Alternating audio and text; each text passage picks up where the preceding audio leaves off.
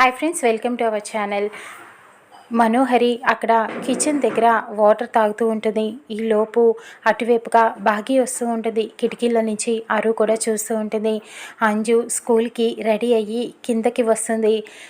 మనోహరిని చూసి అమ్మా అంటూ పిలుస్తూ ఉంటుంది. మను ఒక్కసారిగా ఉలిక్కి పడుతుంది. అక్కడ అరు కూడా అలా చూస్తూ ఉంటుంది. ఎవరిని అమ్మ అని పిలుస్తుంది అని చెప్పి చూస్తూ ఉంటుంది. ఇక భాగ్య అయితే ఆశ్చర్యపోతుంది.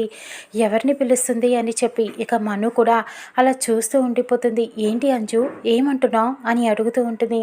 అవునమ్మా, నువ్వు మా అమ్మవే కదా, నేను నీకే కదా పుట్టాను అని చెప్పి అంజు అడుగుతూ ఉంటుంది. ఇక ఒక్కసారిగా అందరూ షాక్ అయిపోతారు.